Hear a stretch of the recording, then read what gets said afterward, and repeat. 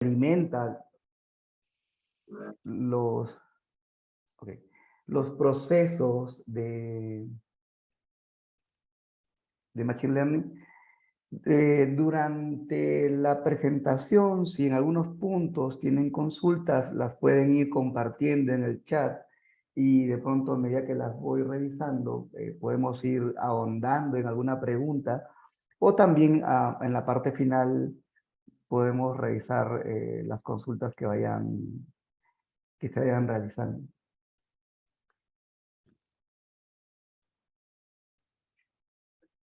Bueno, yo soy ingeniero electrónico de la UNI. Yo tengo más de 19 años de trayectoria. Terminé los estudios el 2000 y actualmente trabajo como Python Developer en Parser para proyectos de empresas de todo el mundo.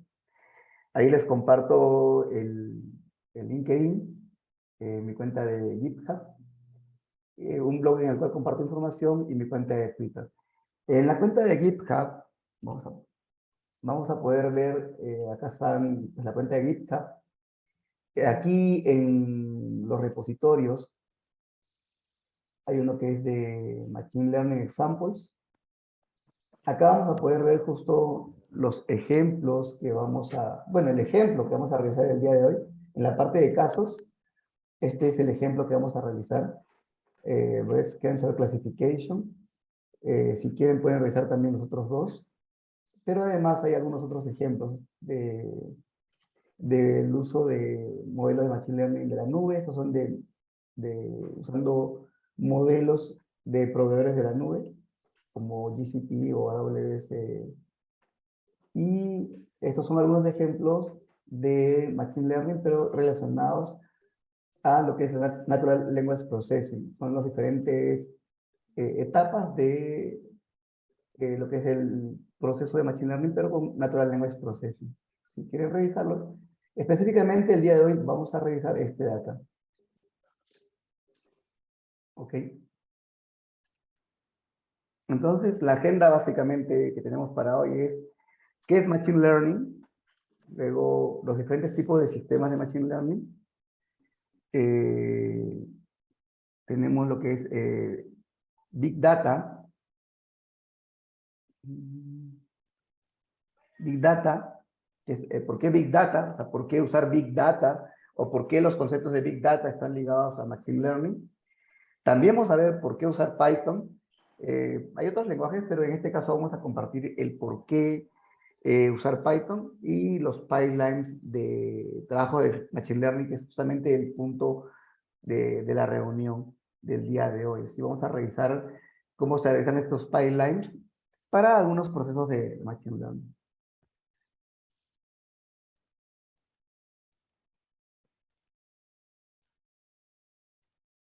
En primer lugar, ¿no? ¿Qué es Machine Learning?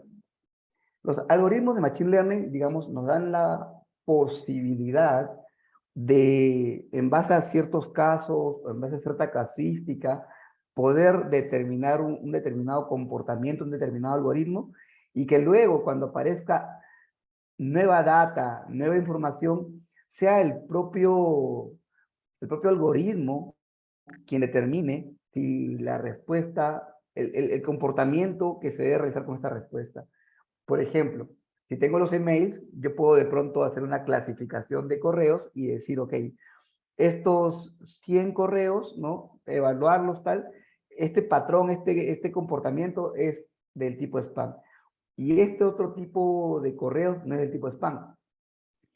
Una forma de hacer los algoritmos es de hacer, por ejemplo, if, ¿no? Sí, si el patrón lleva de esta forma, es un spam. Y si no, no es un spam. ¿Cuál es la diferencia? Que si yo hago de esta forma, voy a tener al final un conjunto de if, y cuando llegue un nuevo algoritmo, cuando llegue cuando llegue un nuevo correo que no encaja en ningún patrón, entonces no voy a saber clasificarlo. En cambio, con un modelo de Machine Learning, la idea no es que tengan un conjunto de if, como muchas veces aparecen en los memes, sino básicamente que tengas un algoritmo que ya sea por probabilidades o ya sea mediante alguna función determinística, él evalúe y diga, ok, este correo entrante pase por esta función que tú has construido. Digamos, este modelo de Machine Learning, tómalo como si fuera una función, ¿sí?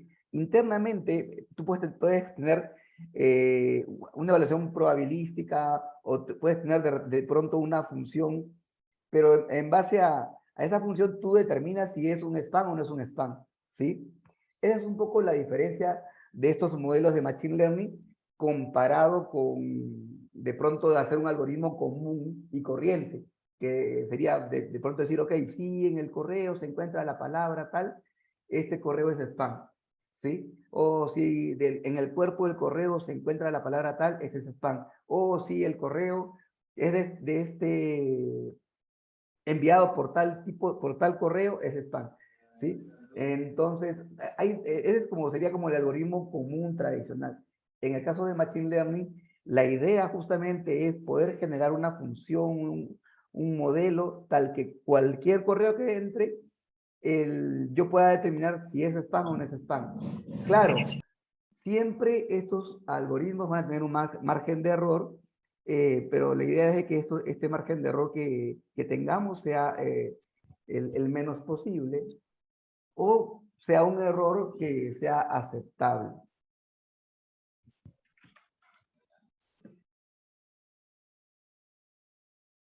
Entonces, digamos que para que mi algoritmo pueda aprender, en un primer momento yo tengo que entrenarlo, ¿sí? En un primer momento estos algoritmos, estos modelos se van entrenando. La idea de irlos entrenando en el tiempo es para que estos algoritmos tengan un mejor resultado.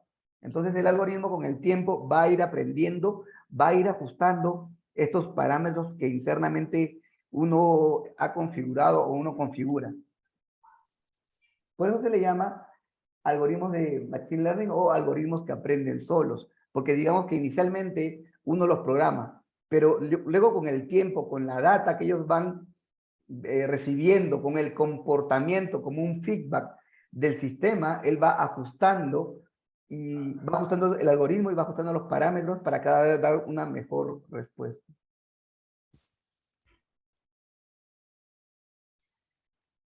Actualmente, digamos que estos algoritmos están presentes en nuestro día a día. Y digamos que muchas veces los hemos utilizado o han estado en nuestras aplicaciones y la verdad, muchas veces no nos damos cuenta que los estamos utilizando. Por ejemplo, si ustedes usan Netflix, Netflix tiene un sistema de recomendación de películas. Y este sistema de recomendación de películas está basado justamente en nuestro comportamiento, en cómo, en qué tipo de programas vemos o cómo usamos la aplicación. O de pronto también está basado en otros usuarios que tienen comportamiento similar al nuestro. Aquí, por ejemplo, estamos viendo un algoritmo de Machine Learning y un sistema de recomendación. Cuando usamos Amazon, también en nuestras decisiones de compra actualmente o casi en la mayoría de e-commerce hay sistemas de recomendación y justamente estos por lo general, digo por lo general porque algunos están basados básicamente en consultas o en determinados patrones, pero por lo general estos están basados en Machine Learning. Finalmente, ¿qué es Machine Learning? Machine Learning es un tipo de inteligencia artificial que permite a las aplicaciones de software ser más precisas. Digamos que en el gran campo hay algo llamado Artificial Intelligence o inteligencia artificial. Ese es el macro, el conjunto universal. Dentro de ese conjunto universal hay un subconjunto de algoritmos o un subconjunto de modelos que encajan dentro de lo que es Machine Learning. Y es más, dentro de este conjunto hay algo que se llama Deep Learning o aprendizaje profundo. ¿Cuáles son los tipos de sistemas de Machine Learning? Digamos que esta clasificación que tenemos, ¿no? Es un tipo de clasificación donde tenemos los algoritmos que son del tipo supervisados, algoritmos que son no supervisados y hay algoritmos de reforzamiento. Estos tres tipos de algoritmos son, digamos, los más utilizados actualmente. Los supervisados es donde hay una persona o un conjunto de personas, o ya, digamos, hay personas detrás de la data, clasificando la información o indicándole al algoritmo qué información es del tipo A y qué información es del tipo B. Por ejemplo, cuando estábamos hablando del correo spam, en un principio de pronto yo tengo que indicarle al algoritmo, decirle, ok, darle 100 correos o 1000 correos y decirle, ok, de estos 1000 correos, este 80% es del tipo no spam y este 20% es del tipo spam. Esa clasificación inicial que estoy dando indica que el modelo que estoy utilizando es un modelo supervisado, porque de alguna forma yo estoy clasificando la información previamente antes que el algoritmo. En cambio, el algoritmo no supervisado, el mismo algoritmo va clasificando la información y nos va dando un resultado. Y luego tengo los de refuerzo que aprenden en base al entorno. ¿Cuáles son los tipos o qué tipo de actividades puedo hacer con los algoritmos supervisados? Como ven ahí, tenemos los de detección de spam, clasificación de imágenes. En los no supervisados, yo tengo, por ejemplo, Face Recognition, Targeted Marketing, y en los de reforzamiento, por lo general los de juegos, o cuando tengo esos carros que son, que están sin conductor, también son algoritmos que están de reforzamiento.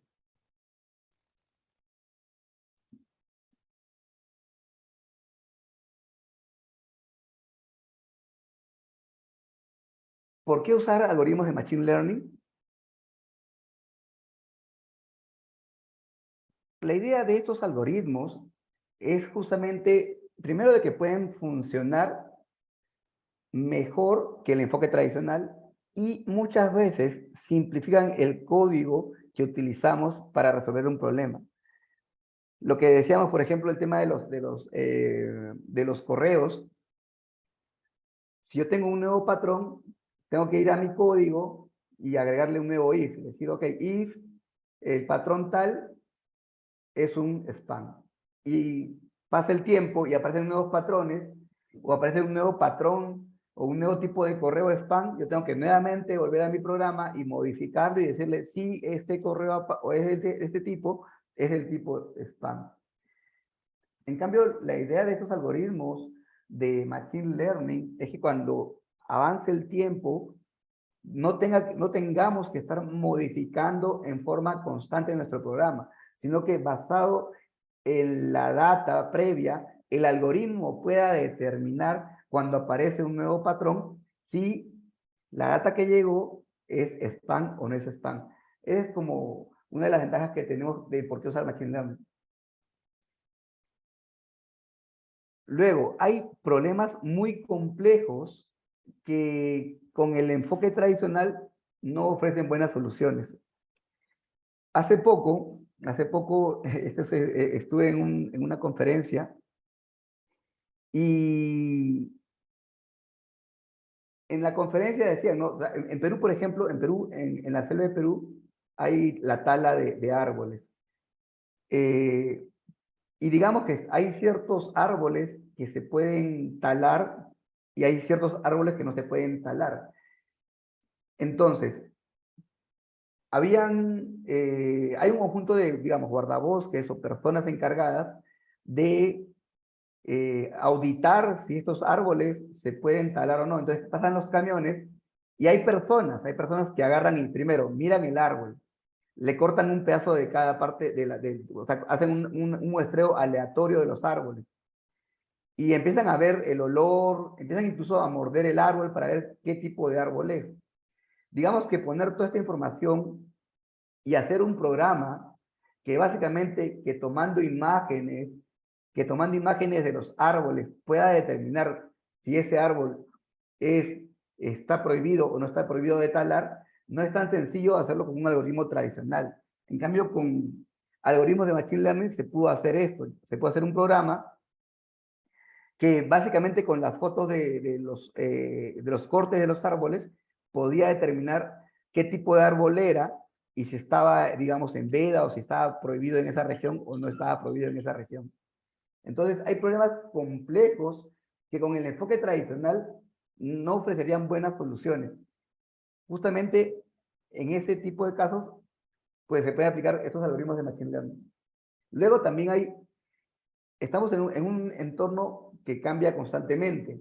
Y digamos, si es que no hubieran estos algoritmos de Machine Learning, yo tendría que estar ajustando mi programa en forma constante, estar haciendo cambios a mi programa en forma constante, con lo que esto implica. Porque digamos que puede ser de que aparezca un nuevo cambio y yo no lo detecte, ¿sí? En esa nueva data a mi sistema y yo no había detectado que esa información ingresa y mi sistema empieza a fallar y después de que mi sistema empieza a fallar, empiezo a analizar qué pasó y después de darme cuenta qué pasó, ok, tengo que empezar a hacer el ajuste de mi sistema. En cambio, la idea de estos algoritmos de Machine Learning justamente es eso, que ellos cuando ingresan nueva información, ellos van a saber qué responder o cómo responder y es más, cuando de pronto ellos bajan de cierto umbral de certeza, ellos podrían indicar, o digamos, cuando el error es muy grande, ellos podrían dar alertas o indicar que algo está pasando con la información que está ingresando y podríamos hacer un ajuste, ¿sí? Es más predictivo que reactivo. La otra es de que estos algoritmos de Machine Learning también me sirven para procesar grandes cantidades de información basados en una muestra del mismo. Digamos que yo puedo tener millones de datos, pero básicamente cuando yo construyo un algoritmo de Machine Learning, yo uso un muestreo de esta data y luego este algoritmo que yo he generado o que he podido generar me sirve para poder ya trabajar con toda la cantidad de información que pueda tener. ¿Por qué el tema de Big Data? ¿Sí? Actualmente, digamos que justamente el detalle de estos algoritmos de Machine Learning, el tema es el entrenamiento. ¿Sí? Para que el modelo sea más eficiente, yo necesito mucha información para que justamente sacar una muestra adecuada y que este algoritmo pueda funcionar correctamente. Básicamente la data es para poder entrenar mi algoritmo en forma adecuada. Justamente por eso es de que estos algoritmos de Machine Learning están ligados a lo que son los procesos de Big Data. Y actualmente se dice, ¿no? El que tiene más data, gana. También ese es un detalle de por qué actualmente, pues, todo lo que tenemos en celulares, todo lo que tenemos en nuestros celulares, o los que usamos Facebook, o los que usamos WhatsApp, o estas aplicaciones gratuitas, ¿por qué son gratuitas? No es que sea, finalmente, detrás de eso no es que sean gratuitas, detrás de ellos, de eso, ellos están colectando información de todos los usuarios, ¿sí? De pronto, digamos que, ok, que no sea para vender la información como tal, pero de pronto para ofrecer servicios o de pronto para poner publicidad acorde a las personas, ¿sí? Pero hoy por hoy la data es el, digamos, es el nuevo oro que, que manejan las empresas. La data, digamos, es lo que genera conocimiento y estamos en una economía del conocimiento. Entonces, por eso es que actualmente la data, no se dice, el que tiene más data, gana. También otro punto importante es que en sí, si ustedes observan acá, todas las etapas alrededor de los sistemas o los grandes sistemas de Machine Learning, esta parte pequeñita que ven acá de negro, esta parte que dice ML Code, esa es la parte de la fracción que le corresponde a Machine Learning. Pero previamente hay que hacer la colección de la data, hay que hacer la verificación de la data, hay que hacer el análisis de las herramientas que estamos usando y hay varias otras actividades alrededor digamos, de obtener un modelo de Machine Learning. Casi la mayoría de actividades están ligadas a la parte de Big Data. El gran esfuerzo que se hace es con la data. Luego ya viene el trabajo de, digamos, un data scientist, donde él, con toda esta información, él empieza a hacer análisis, a evaluar si la información le sirve para lo que, eh, para la pregunta que se hizo o para de pronto determinar cierto modelo. Esa pequeña parte, esta pequeña es esa es la parte de Machine Learning. Todo lo demás es la parte de Big Data.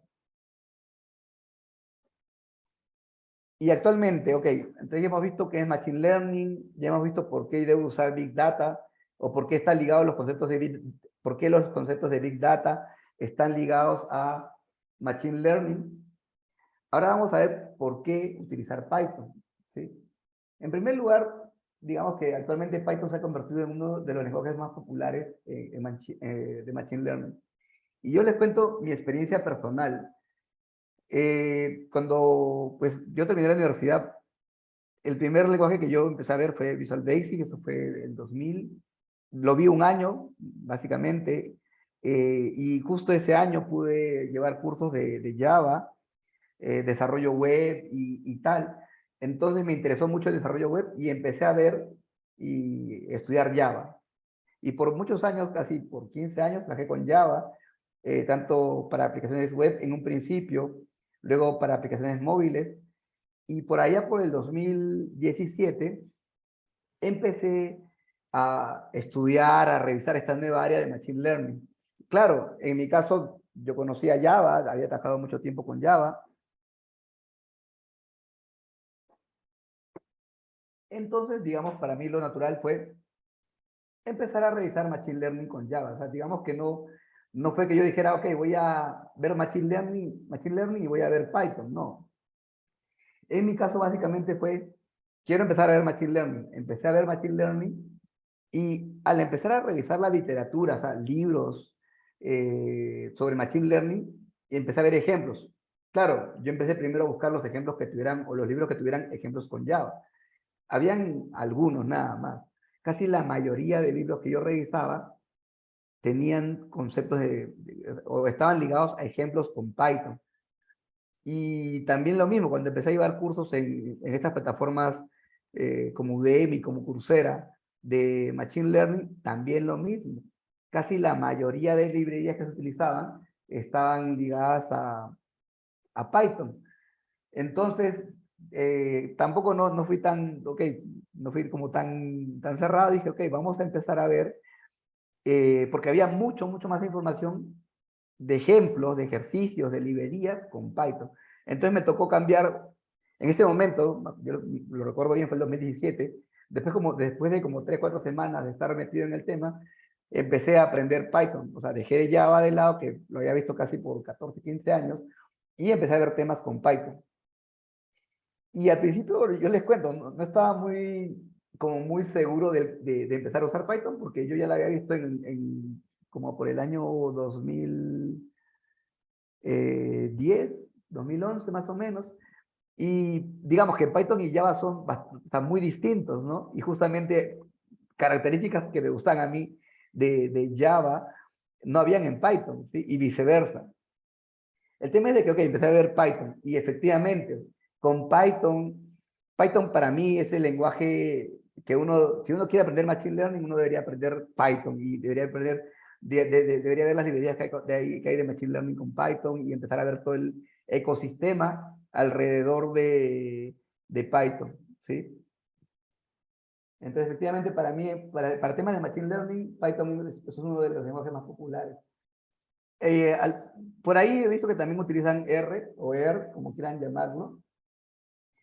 Eh, pero cuando ya quieres llevar un modelo a la realidad, chocas nuevamente con Python. Si has hecho un modelo con R tú tienes que luego decir, ok, este modelo, ¿cómo hago la migración a Python? Entonces te toca, o al final toca, sí o sí, llevarlo, ya, a ver, digamos, puedes llevarlo con Python o con otro lenguaje si deseas, pero por lo general va a ser Python, ¿sí? O sea, digamos que R va a servir para la parte del modelado, pero cuando ya quieres aplicarlo en producción, tienes que llevarlo a un lenguaje como Python. Entonces, ¿por qué Python? Primero porque es de los más utilizados. Y segundo, porque Python tiene muchas librerías para las diferentes etapas del proceso de Machine Learning. Para la parte de estadística, digamos, si estás en la parte de generar el modelo, Python tiene muchas librerías numéricas como NumPy, PySy. Para la parte de análisis de datos, tienes Pandas. La parte de estadísticas, tienes Stats. Para la parte de visualización, tienes Matplotlib o Seaborn. Estas justamente son las librerías que vamos a revisar el día de hoy, las NumPandas, NumPy, Seaborn, Matplotlib. Y ya, digamos, para el uso propiamente de los modelos de Machine Learning, pues acá menciono algunas, pero hay muchas otras más. Hoy mismo estaba viendo que hay una que se llama Transformers, que se utiliza mucho para la parte de Natural Language Processing. También podrían considerar esa dentro de la lista de librerías hechas con Python. Ahí hay algunas, PyTorch, TensorFlow, NLTK, Keras. Esta información, pues acá están los enlaces donde he obtenido esta información. Entonces, esa es también la ventaja, ¿no? Que Python tiene librerías para casi cada etapa del proceso de Machine Learning.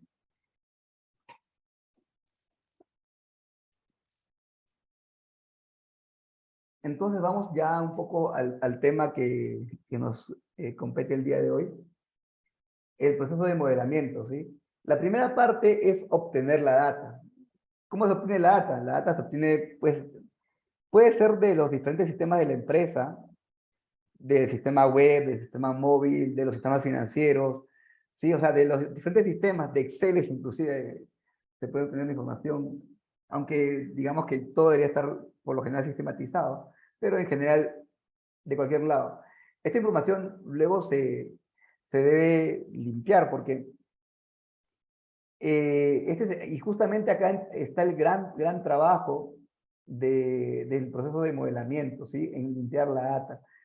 En la parte de limpiar la data, pues me refiero a que si hay valores que tienen null, o si de pronto hay data que no tiene determinado valor, o rangos, o empezar a ajustar los rangos de valores que necesito.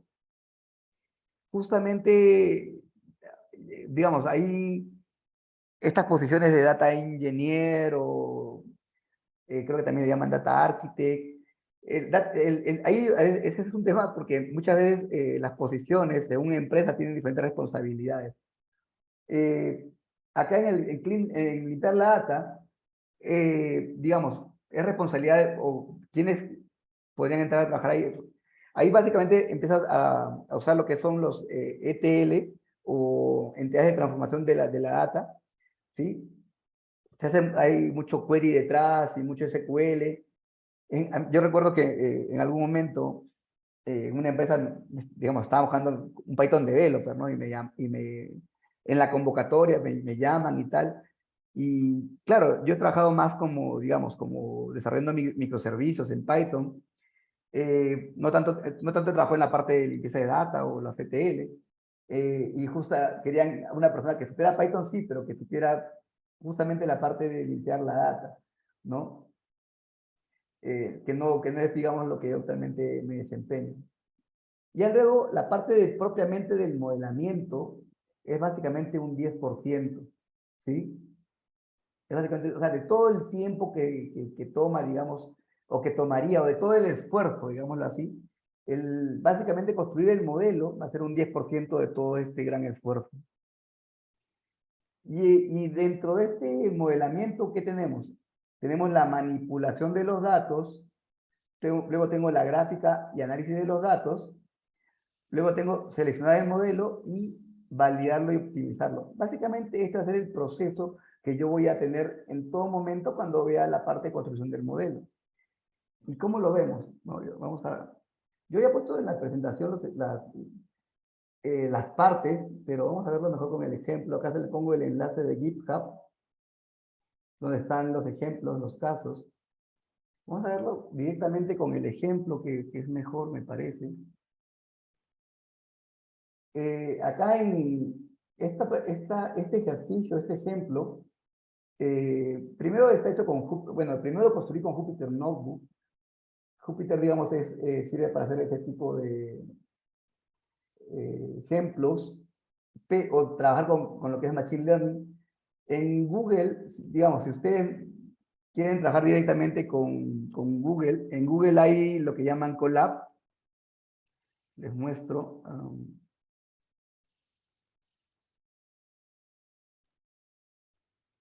En Google hay lo que es Colab Notebooks. Ustedes pueden directamente hacer un clic y acá pueden tener Google Collaboratory.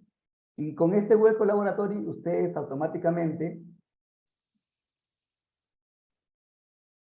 pueden estar trabajando ya con Python. O sea, digamos que ni siquiera tienen la necesidad de instalar en su computador las librerías o de pronto el entorno. O sea, yo sí les recomiendo que lo instalen, sí les recomiendo que instalen Python en su computador y que tengan un IDE, como de pronto PyCharm, pero para esta parte de modelamiento, a mí por lo menos me ha parecido mejor trabajar con estas herramientas como Jupyter Notebook, y en este caso el Colab de Google, ¿sí?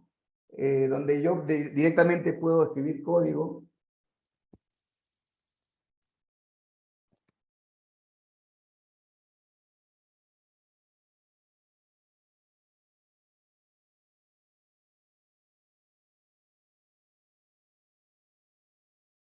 y él va a ejecutar ese código, ¿sí? Entonces, este ejemplo está hecho con el Google Colab. Está acá en este repositorio de, de GitHub, pueden descargarlo y pueden ejecutarlo, revisarlo, ¿sí? Entonces, acá vemos los ejemplos, digamos, las etapas del proceso, ¿sí? La primera va a ser que importar la data a mi modelo, o importar la data para yo poder trabajarla. Luego de importar la data, yo tengo que visualizar la data. Luego de visualizar la data, yo tengo que, ok, separarla en la información que voy a usar para entrenarla y la información que yo voy a usar para validar el entrenamiento que hice. Justamente acá viene la parte de evaluar el modelo y luego viene la optimización del modelo, ¿sí? La optimización del modelo. Esos son los pasos, digamos, que yo podría tener a la hora de hacer o a la hora de evaluar un modelo de Machine Learning. Este ejemplo, este Breast Cancer Classification, lo que va a hacer es básicamente basado en información, basado en imágenes de tomografías, él al final va a determinar si, digamos, un componente que hay en el cuerpo es o puede ser un cáncer maligno o no, ¿sí? O sea, este ejemplo básicamente es clasificación de imágenes para determinar si al final con la imagen se puede determinar sin una intervención quirúrgica, eh, sin una operación, ¿no? Básicamente con imágenes, yo podría dar una gran certeza de si la persona tiene o no tiene un cáncer maligno. Justamente ahí también le decía el tema del error, ¿no? Por ejemplo, si yo tengo un problema como este, donde yo quiero, en base a las imágenes, poder determinar si el cáncer o el tumor, mejor dicho eso, y yo tengo como un problema, el problema es, ok, yo quiero determinar al final, en base a imágenes, si el tumor es maligno o no. En este problema, por la naturaleza del problema, yo debería tener una certeza, un error muy pequeño, digamos que 95, 98% de certeza de la respuesta. Entonces tengo que ser muy juicioso con mi modelo y empezar a entrenarlo y al final evaluar el resultado de que sea de un error muy pequeño, nuevamente, por la naturaleza del problema.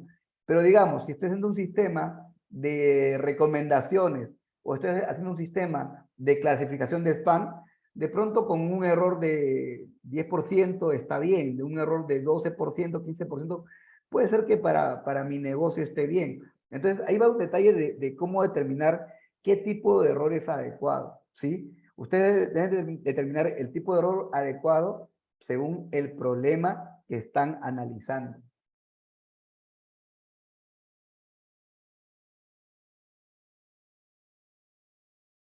Ok, lo primero que hago acá, en la parte superior, es hacer el import de las diferentes librerías que voy a utilizar.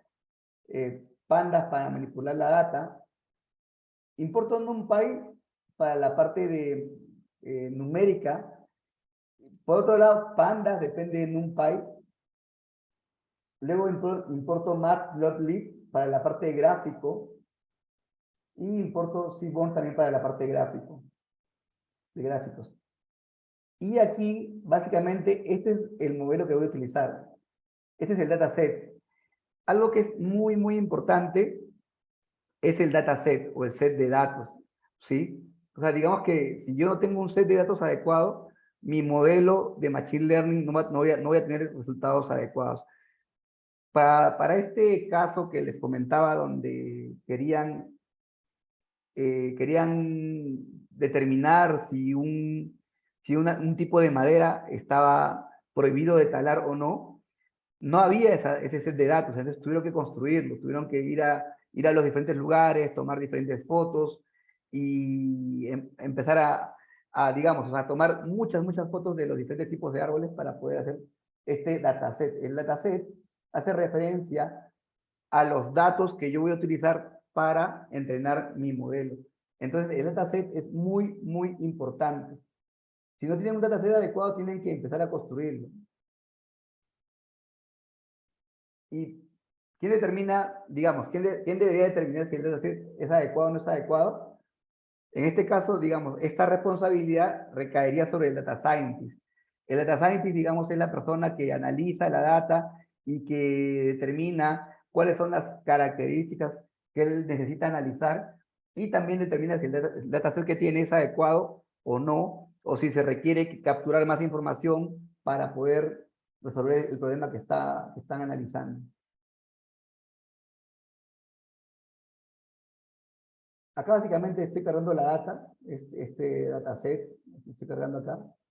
Y acá empiezo a básicamente visualizar la data, ¿sí? O sea, la ventaja de este Colab o Jupyter Notebook es que yo en todo momento puedo ir ejecutando paso a paso lo que voy trabajando.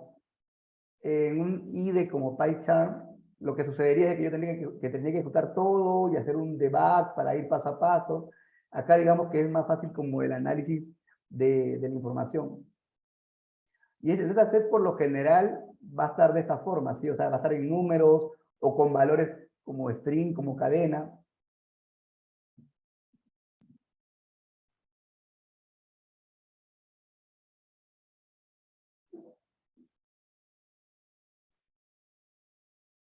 Bueno, acá hay una descripción de este dataset, ¿sí? Las características que tiene. Acá, por ejemplo, me dice que hay 569 instancias o, digamos, esas serían filas y eh, las diferentes características que están en esta información. Por ejemplo, acá dice el radio, la textura, el perímetro, el área.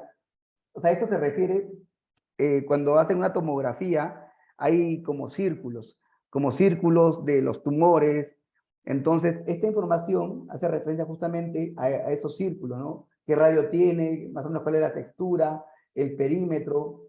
Incluso acá hay pues, con la concavidad y así. Esta información está relacionada a, a los tumores en imágenes, en las imágenes. Y acá incluso me dan, ¿no?, cuáles son los mínimos, los máximos para cada uno de los valores que tengo. Muchas veces la información se va a ver de esta forma, ¿sí? O sea, ceros y unos. Pero digamos que yo podría decir, ¿no? Que esa información al final me va a indicar algo, ¿no? En este caso, por ejemplo, maligno, benigno.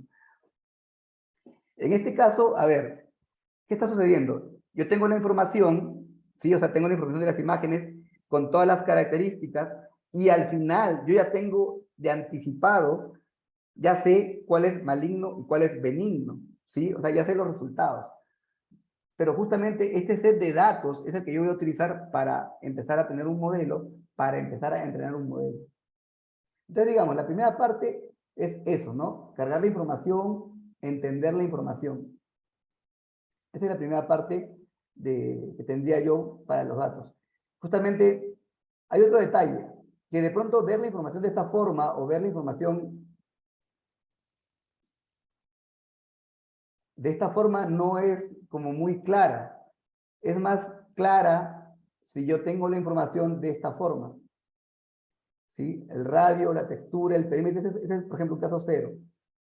Radio, la textura, el perímetro, y al final el resultado. ¿Sí? Si es maligno o no es maligno. Entonces, esto de acá es gracias a quién, a Pandas. O sea, con Pandas yo puedo empezar a ver la información y empezar a hacer una revisión de la data, empezar a hacer un análisis de los datos, ¿sí? Un primer análisis, básicamente. De pronto eliminar columnas o de pronto determinar que me falta una columna adicional. Bueno, este con el head, básicamente lo que hago es ver la información de los 5 primeros registros y con este tail del data frame, básicamente lo que hago es ver los últimos 5 registros. Ok, entonces esa es la primera parte, ¿sí? El cargar la data, el depurar la data, y claro, también esto de acá va a servir al Data Scientist para visualizar si la información con que él va a trabajar posteriormente es adecuada o no es adecuada. Porque imaginemos que él, digamos que tiene la data y él luego avanza y no es adecuada.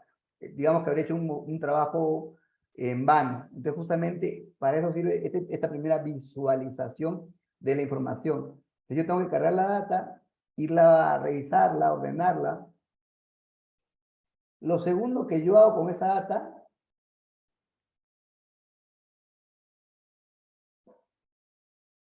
es visualizarla, ¿sí? ¿Por qué? Porque cuando tengo la información en el Excel, ok, yo tengo puedo ver de que si hay nulos, si está vacío, si el valor de pronto es muy alto o los rangos no encajan donde deberían encajar. Y en la visualización de la data yo tengo este Seaborn. Acá, básicamente, en este ejemplo, lo que estamos haciendo es ver la correlación. Este de acá hace correlación entre diferentes características. Por ejemplo, acá dice la textura contra el perímetro, ¿sí?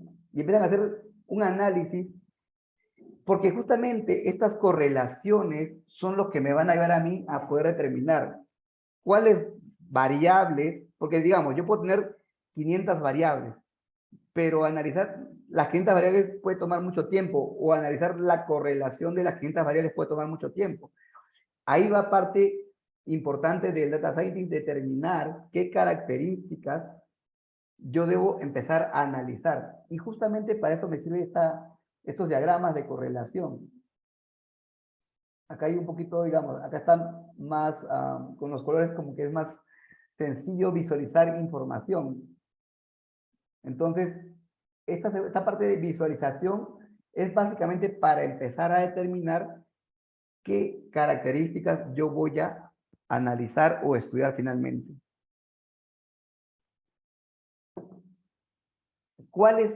¿Qué correlaciones me dan a mí información o me dan a mí resultado importante con el tema del cáncer maligno o benigno? Acá, por ejemplo, lo que está diciendo es, para esta textura y este perímetro, los que están en azul son benignos y los que están en naranja son malignos. Acá justamente el target 0 y 1 indica, ¿no? Lo que habíamos visto antes, benigno, maligno. Entonces dice, ok, si la textura y el perímetro de las imágenes es de esta forma, lo más probable es de que el cáncer sea del tipo maligno. Y si la textura con el perímetro es de este tipo, lo más probable es de que el cáncer sea benigno. Entonces, justamente este análisis me va a empezar a mí a también, estas gráficas también me van a empezar a mí a dar información de qué tipo de modelo yo podría luego aplicar. Ok, entonces tenemos primer paso, cargar la data. Segundo paso, visualizarla mediante gráficos. ¿Pero por qué la voy a visualizar?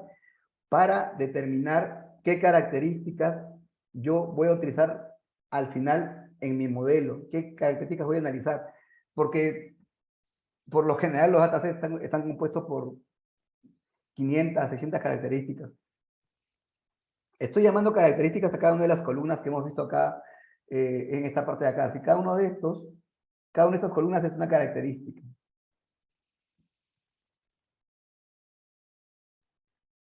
Y justamente sigo haciendo el análisis, ¿no?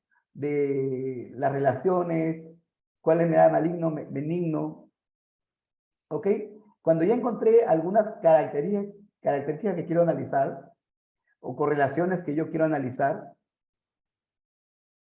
¿sí? Acá, digamos, veo las diferentes correlaciones. O sea, nuevamente, todas estas son librerías que me permiten a mí visualizar la información de diferentes formas.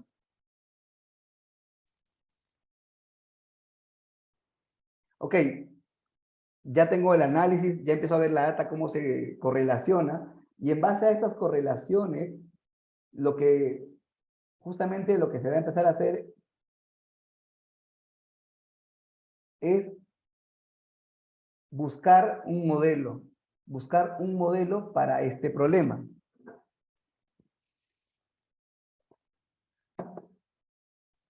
Buscar un modelo para este problema. Entonces, básicamente, del 100% de la información que yo tengo,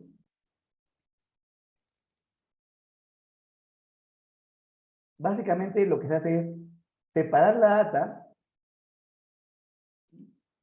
en la información que yo voy a usar para entrenar y para testear, ¿sí?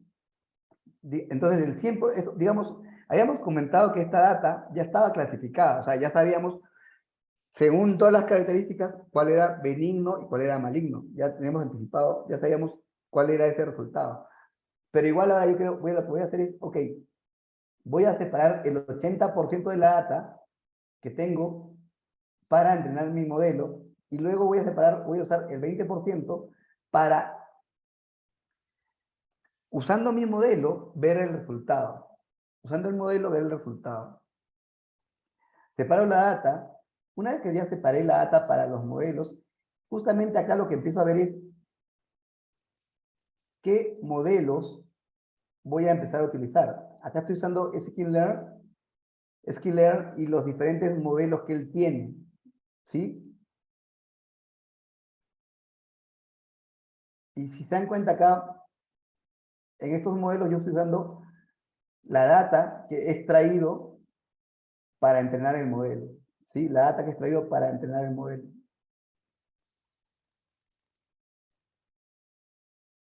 Luego de que he entrenado el modelo, digamos que acá hay un detalle, ¿sí?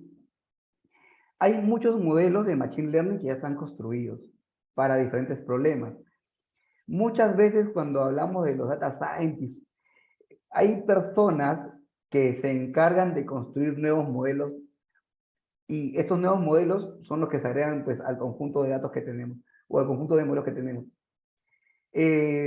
Digamos, la recomendación que yo les podría hacer es, ok, si tienen un problema y ese problema que ustedes tienen ya hay algunos parecidos, primero empiecen por hacer o utilizar los modelos que ya existen, ¿sí? Y si no, es ahí donde de pronto sí tocaría desarrollar un nuevo modelo. Créanme que desarrollar un nuevo modelo es justamente la parte complicada de todo este proceso, porque ahí es justamente donde empieza a hacer el tema de evaluación todo el tema de redes neuronales, redes convolucionales, empezar a hacer de pronto matemática y empezar a hacer estadísticas para ver qué modelo se ajusta mejor al problema que yo tengo, ¿sí? Entonces acá básicamente usamos ya modelos existentes, entrenamos y luego de entrenar lo que hacemos es, ok, empezamos a usar la data que tenemos de test para evaluar el modelo, ¿sí? Para evaluar el modelo. Digamos, si yo con la data de entrenamiento, ¿sí? Determinado registro, ¿a qué me refiero registro? De este de acá, determinado registro, ¿sí? al final, el resultado de este registro,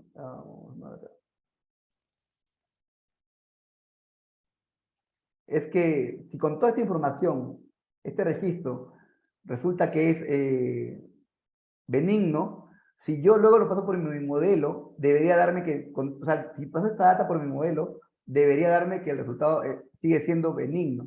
¿Estamos? Ese justamente es la parte de evaluar el modelo. Voy a comparar los resultados que me da contra lo que yo ya tengo, como resultado de los datos.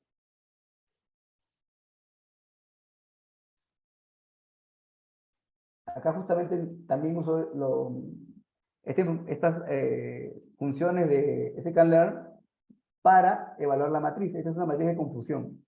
Básicamente acá me está diciendo, de los casos que tú tienes, 66 están correctos, o sea, en los test indicaban que era, digamos, maligno, y fue maligno, o sea, 1 y 1, o sea, 66 me dieron bien, 41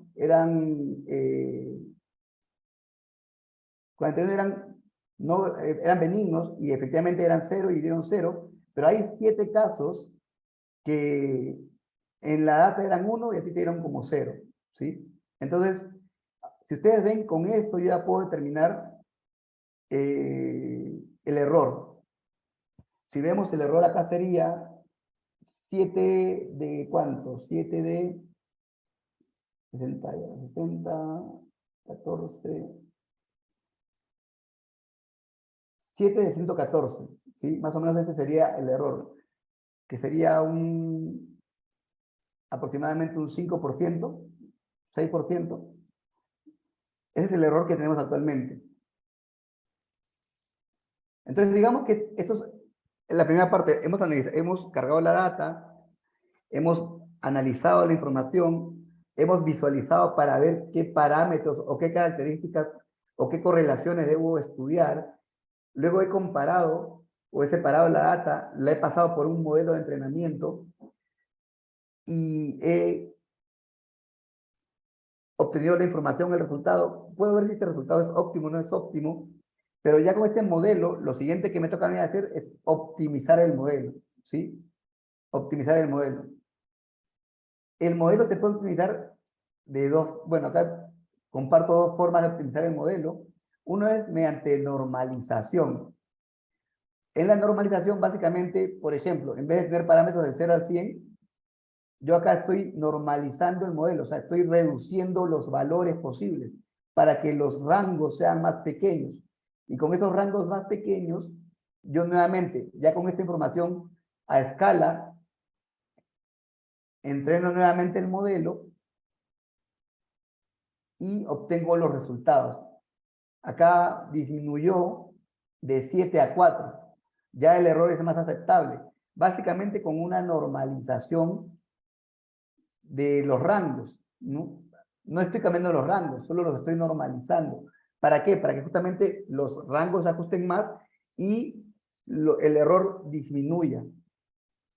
Esa es una forma de hacer normalización. Perdón, optimización con la normalización. Otra forma que tengo de hacer la optimización es mediante evaluar o mediante la variación de los parámetros del modelo. Acá tengo estos dos parámetros que pueden ser recibidos en este modelo, ¿sí? Básicamente voy a hacer la variación de 1, 2, 3, 4, o sea, 4 valores en este parámetro C y 4 valores en este parámetro gamma, ¿sí? Y ahí me dan todos los resultados, ¿no? Para C cuando vale 1, gamma 0,1, este sería el resultado. Y así, para C1 y van evaluando para casi todos los valores que tengo de este rango que yo indiqué en la parte superior, de estos rangos, y yo puedo ver si mi modelo varía mucho o no varía mucho. Entonces, al final, nuevamente veo las predicciones, evalúo la matriz de confusión y veo si mi modelo mejoró o no mejoró. Para este caso no mejoró. se quedó en 4. Entonces digamos que ese sería como el límite que tengo de este modelo en particular. Entonces digamos, yo puedo determinar si este modelo fue el adecuado o no fue el adecuado. Si no fue el adecuado, yo volvería ¿a qué paso? Al paso número 3. ¿El paso número 3 cuál es? Seleccionar el modelo. Por eso acá dice, buscando el problema, buscando el modelo adecuado. Esta parte de acá, si digamos, al final de todo el modelo no fue adecuado, yo volvería al paso 3 y nuevamente volvería a hacer los mismos pasos que hice. Evalúo el modelo, ejecuto el modelo,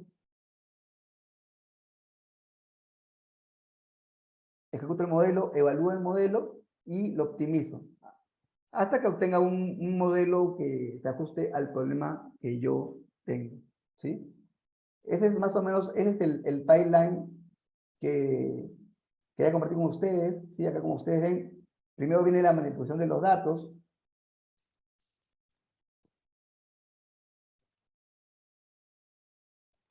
Luego empiezo a buscar las correlaciones.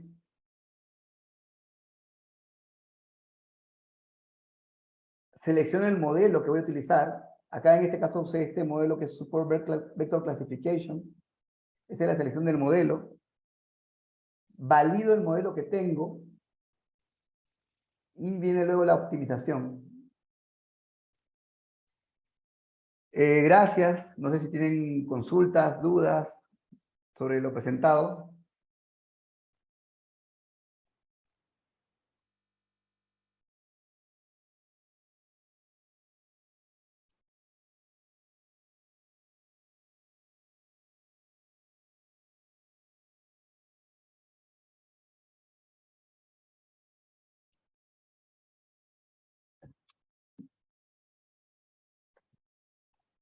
Sí, muchas gracias, ingeniero. Si alguien tiene consultas, normal las puede escribir en el chat, ¿no? O puede activar su micrófono.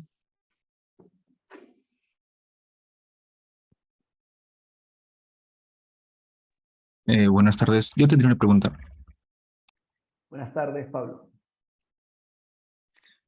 Por ejemplo, en el caso de que digamos, ya se tiene el modelo y se le prueba con unos datos y esos datos no han sido correctamente tomados para parte ya de evaluar y entonces el modelo empieza a tener como que problemas al momento de calcular porque no está muy nítida, por ejemplo, la imagen.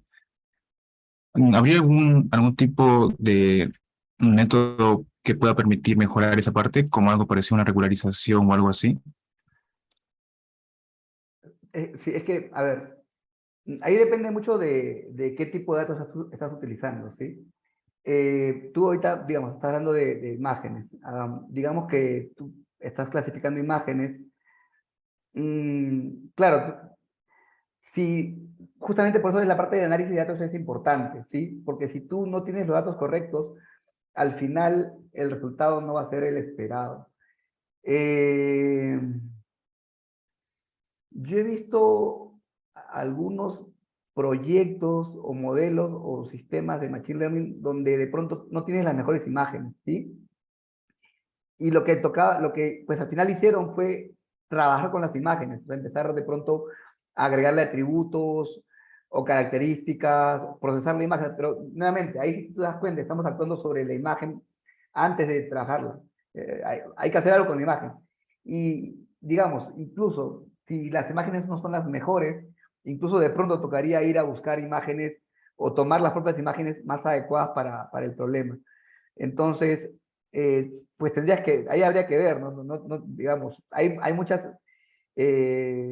programas para tratamiento de imágenes, pero habría que ver si estos son útiles para lo que tú necesitas. El material, sí, por lo menos acá está el ejemplo, eso está en mi Git, eso está compartido. Voy a poner en esta parte de Machine Learning Examples, aquí voy a cargar la presentación también, eso luego pues terminamos y cargo acá la presentación, cosa que aquí van a poder tener, lo voy a poner en el chat, van a poder tener el ejemplo que vimos y la presentación.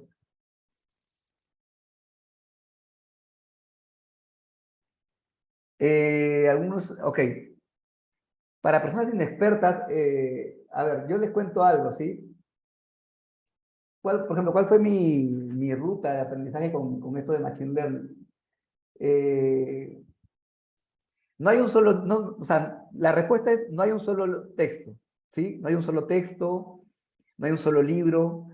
A ver, yo hasta el día de hoy, no sé, habré leído 10, 15, 20 libros de Machine Learning.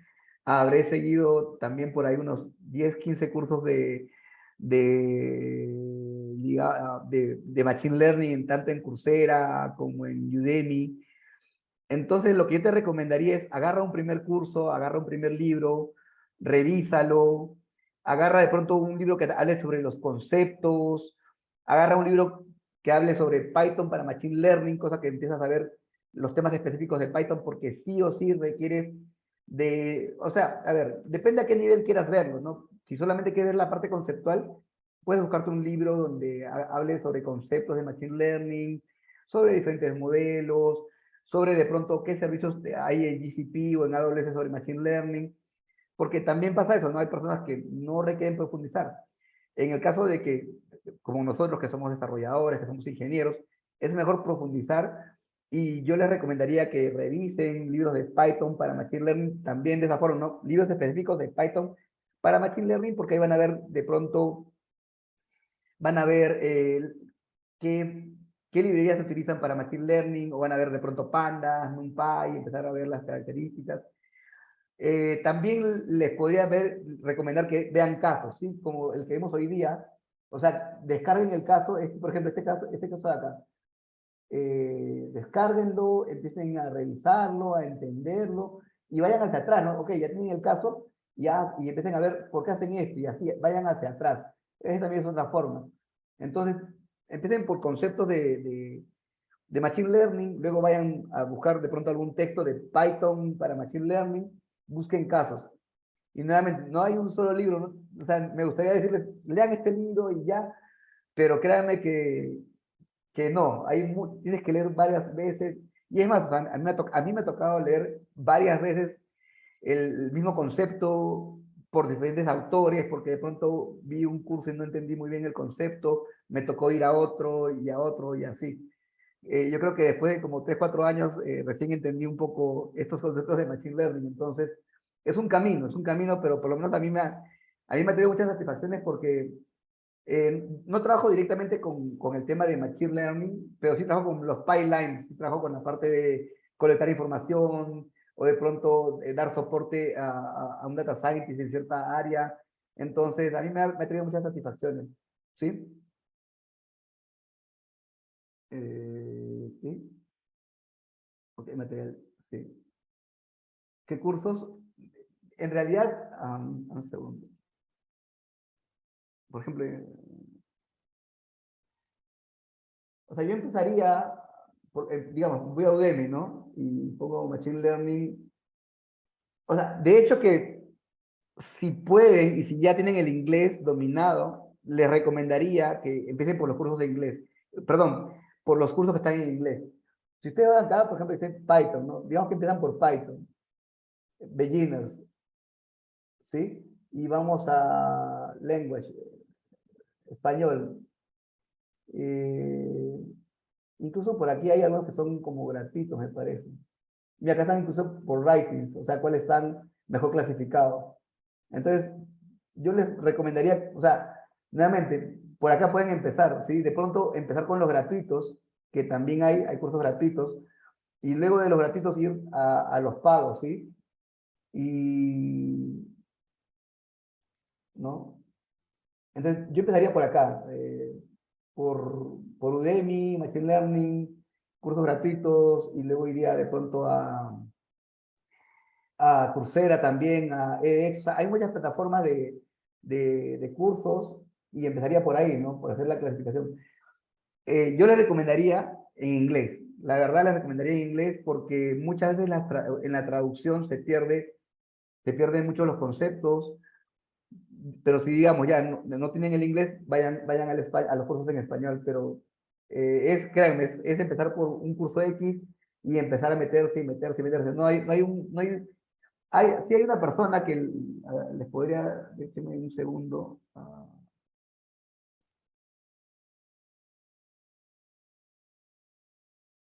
Déjenme entrar en mi LinkedIn. Hay una persona que por lo menos es un referente.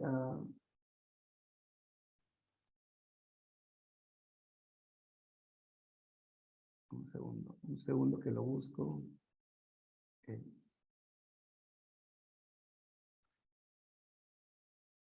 Andrew Ng es un referente en el tema de Machine Learning.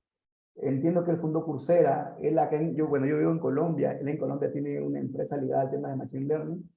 Lo que haría yo también sería empezar a hacer el following, ¿no? A seguirlo, ver lo que él publica y empezar a seguir páginas o buscar páginas de librerías. Por ejemplo, hay una que es Transformer. Transformer.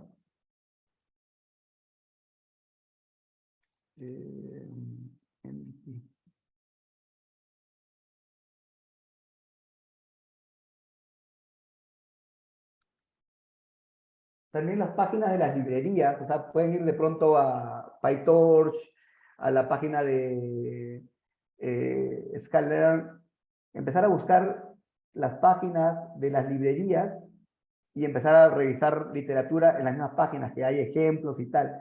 Entonces, digamos, ¿cuál sería como el camino? Ok, cursos, ¿sí? Cursos, seguir a personas referentes en el tema, ir a las páginas base de las librerías. Otro tema que, no sé si ustedes están en los meetups,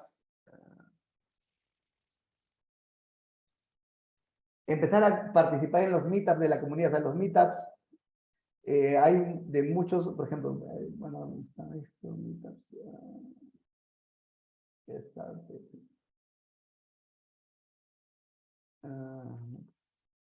acá, por ejemplo, ustedes pueden ver Machine Learning.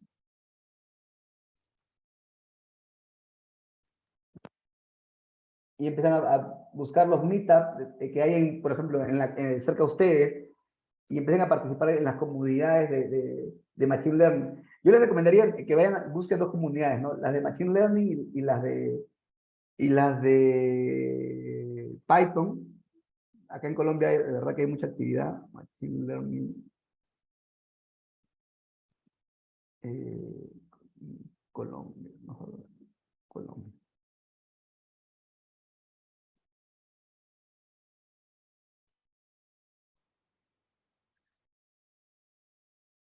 Pueden ir a los meetups. Sí, en los meetups hay mucha información. Por ejemplo, nuevamente, en los meetups son las charlas, las comunidades que empiezan a compartir conocimiento. Acá este es de Python Medellín y Machine Learning Colombia. Entonces, ustedes pueden hacer como ese camino, ¿no? O sea, ok, tengo los cursos, empiezo a seguir a referentes del tema, empiezo a leer la información de las librerías que hay, en este caso de Python, y los meetups, ¿no? Es como un conjunto de herramientas que ustedes pueden utilizar para entrar a este mundo de Machine Learning. Para la detección de imágenes, yo uso, bueno, la que en algún momento usamos para, eso estoy respondiendo a José López, para la detección de imágenes, la que yo en algún momento utilicé o utilizamos fue OpenCV. Estoy en un proyecto de Face Recognition, de reconocimiento del rostro, y en eso usamos OpenCV. Por momentos quisimos usar Go, también como lenguaje, al final volvimos a Python. Y el editor que usamos, o sea, para el desarrollo propiamente de la aplicación usamos PyCharm, aunque hay algunos amigos que les gusta mucho hay otro editor que es el Visual Code. Sí, Visual Code también es muy utilizado.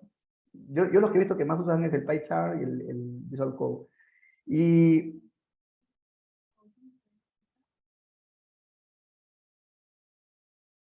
yo sí los escucho, ¿me escuchan? Sí, se escucha. Ok.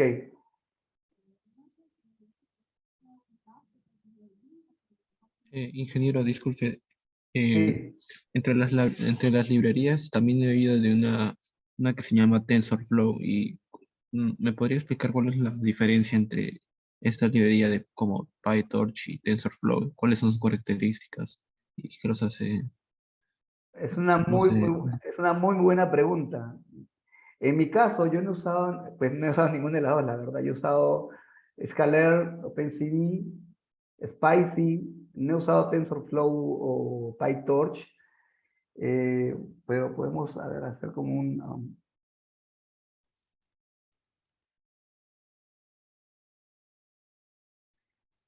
no te podría dar una comparación, lo que te podría,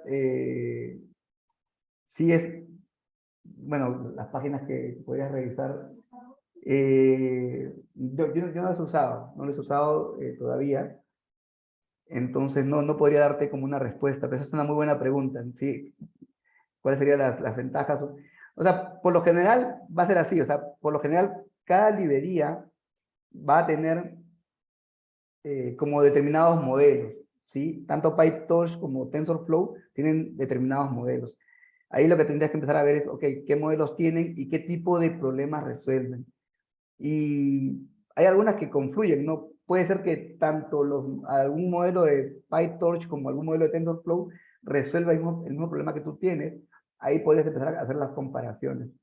Yo, por ejemplo, en algún momento usé NLTK y Spicy para lo que es procesamiento de lenguaje natural, y al final, en el usarlo, me quedé que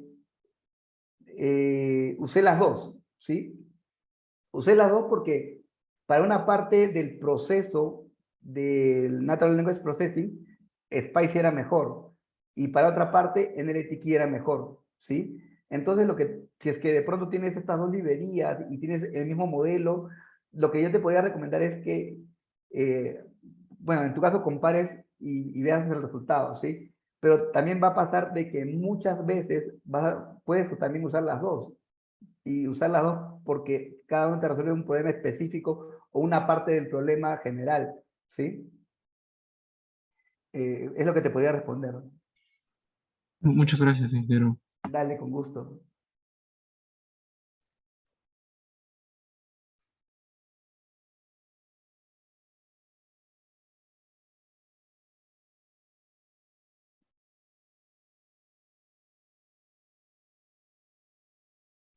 Ingeniero, buenas noches. Buenas Eh, noches. yo, yo tengo una consulta, bueno, una petición. No sé si nos pueda contar un poco más sobre su vida laboral acerca de esta rama, ¿no? Que es Machine Learning. ¿Cómo ha sido su experiencia? ¿Qué tantos empleos ha encontrado? Ese tipo de cosas. Eh, sí. A ver, en mi caso, yo doy soporte a procesos de Machine Learning, ¿sí? Como, a ver, esto lo puedo poner acá. Mm, esta- En la parte de empleos, yo creo que esta presentación da la respuesta. Si te das cuenta, o sea, la mayor parte del trabajo está en la colección de la data, la verificación, el análisis y todo lo demás que está alrededor del propio código. Digamos que esta parte de acá, o sea, quien trabaja en esta parte de aquí o en construir los modelos, debería ser un data scientist, ¿sí? Yo sé que esa posición, ese puesto, es como muchas personas quisieran ser data scientist. Por ejemplo, yo en mi caso no es mucho de mi interés, porque muchas veces, o sea, uno tiene que poder tener claro eso, ¿no? ¿Qué es lo que le gusta? No solamente porque la posición o tal, tienes que identificar qué te gusta, ¿sí? Lo que sí lo primero que te puedo decir es, en desarrollo de software hay muchas oportunidades. Hoy en día hay demasiadas oportunidades en desarrollo de software.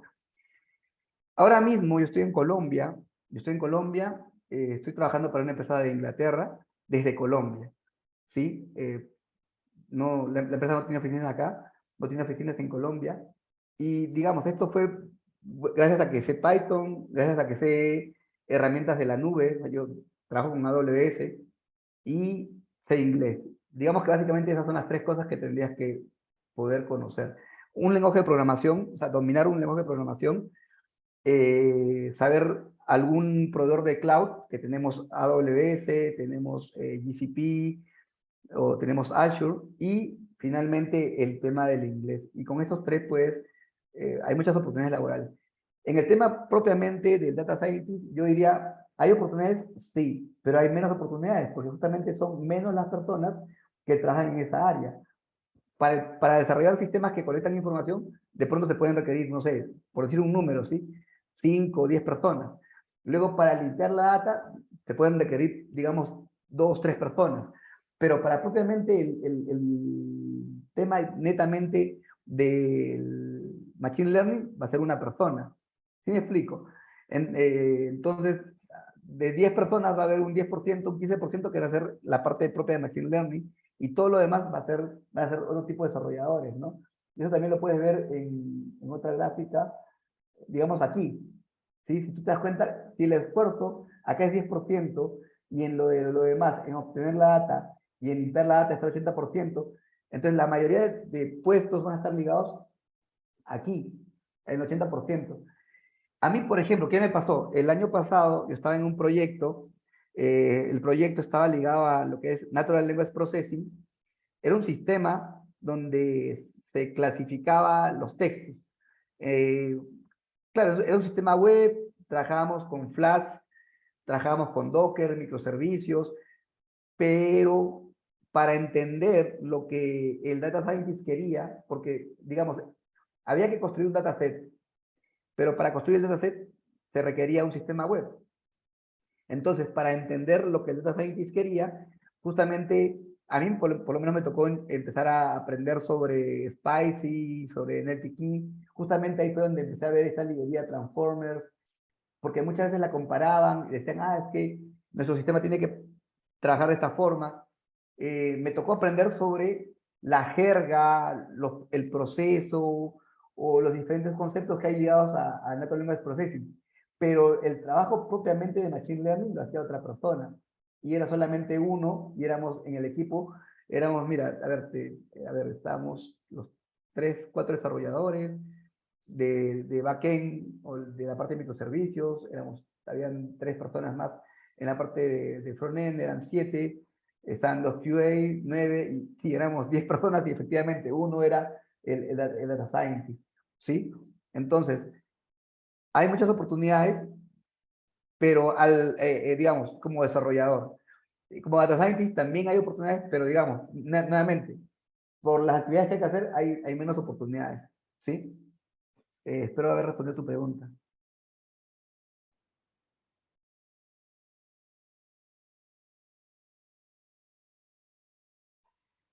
Esa es una muy, muy buena pregunta. Dice, ¿no? Si estamos hablando sobre qué tipo de matemáticas, o sea, básicamente es álgebra, ¿sí? Álgebra, eh, déjame buscar un curso, creo que, Coursera.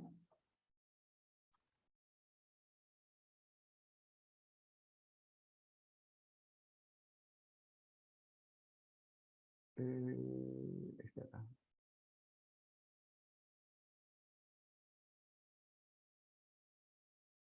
Bueno, acá hay algunos cursos de Coursera.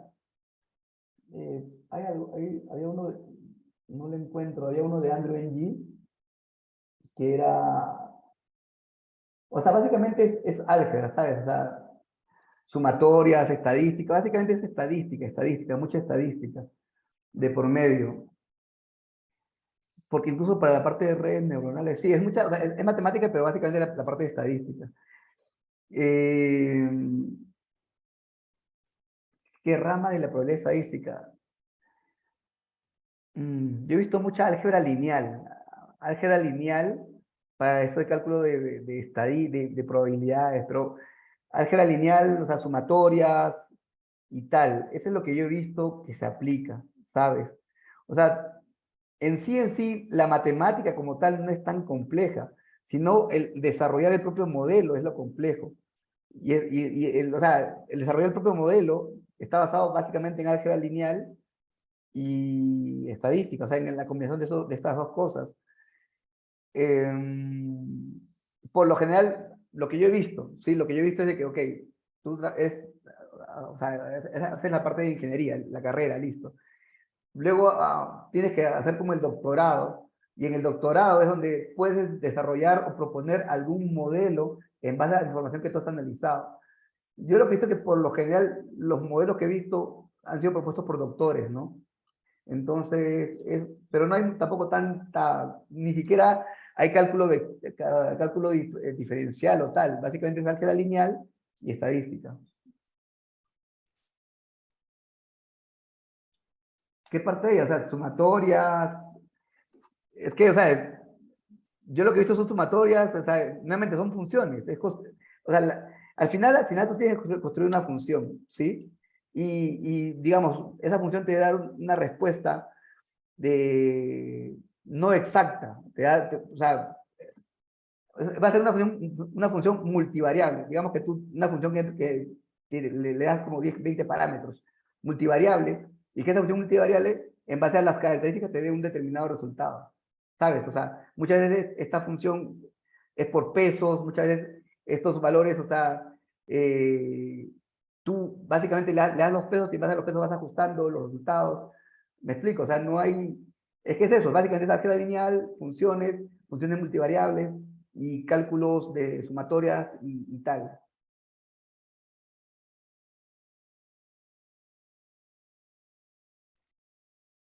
En cierta parte aplicas regresiones. ¿Sí? Es que nuevamente, tú tienes los modelos supervisados, tienes los modelos no supervisados, tienes los modelos de reforzamiento. Entonces, me parece que en los modelos no supervisados es donde tú aplicas las regresiones. Pero en los modelos supervisados es donde tú aplicas más la parte de sumatoria. ¿Sí?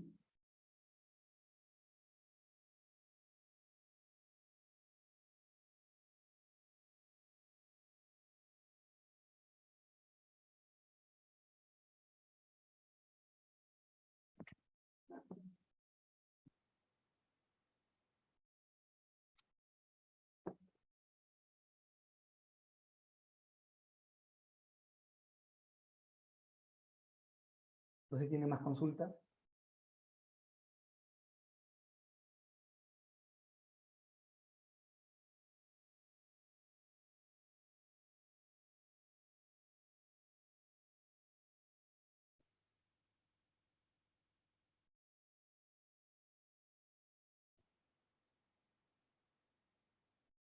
Las dos primeras. Esta,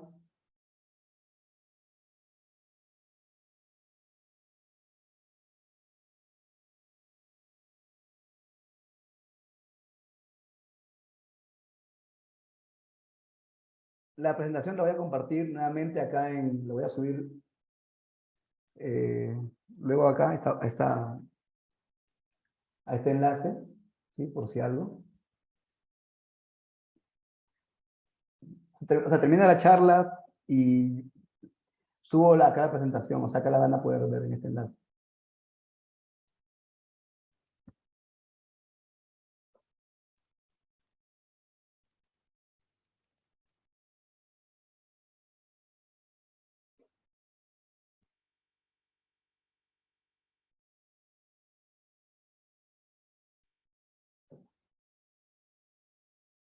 No sé si tienen consultas adicionales.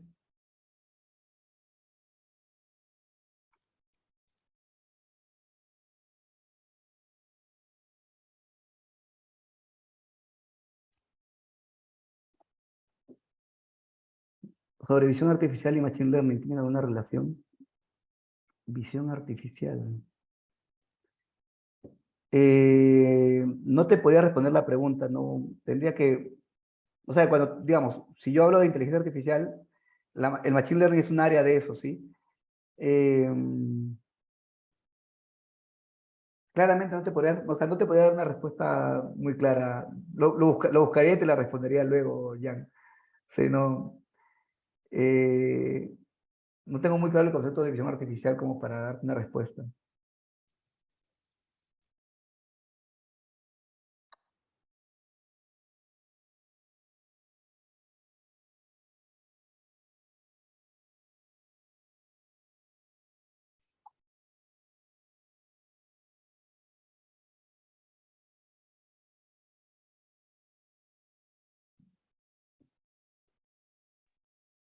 Bueno, creo que ya no hay más preguntas. De igual forma, muchas gracias, Gary, bueno, por darnos la charla. Ha estado muy interesante. Así que, bueno, creo que eso sería todo, en caso no haya más preguntas. Dale, con mucho gusto. Ya, bueno, listo. Muchas gracias, Gary. Muchas gracias a todos también por su asistencia. Y bueno, nos estaremos viendo en una próxima ocasión. Muchas gracias. Dale.